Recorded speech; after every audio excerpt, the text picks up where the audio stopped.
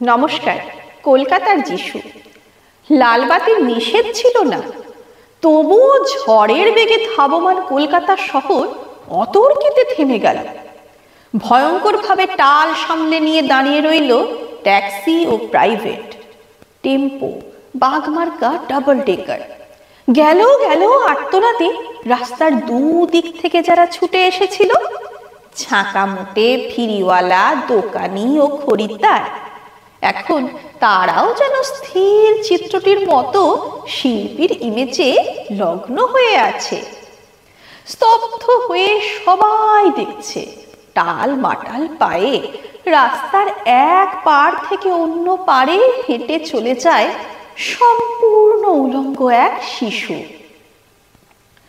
খানিক আগেই বৃষ্টি হয়ে গেছে চৌরঙ্গি পাড়ায়। এখন রোদ্দুর ফের অতি দীর্ঘ বল্লমের মতো মেঘের হৃৎপিণ্ড ফুঁড়ে নেমে আসছে। মায়াবী আলোয় ভাসছে কলকাতা শহর।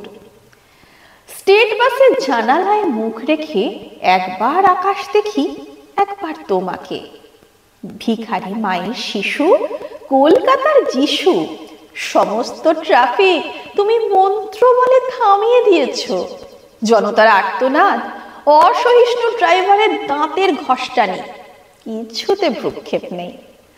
দুদিকে উদ্যত মৃত্যু, তুমি তার মাঝখান দিয়ে টলতে টলতে হেঁটে যাও যেন মূর্ত মানবতা। সদ্য হাঁটতে শেখার আনন্দে সমগ্র বিশ্বকে তুমি পেতে চাও হাতের মুঠোয়।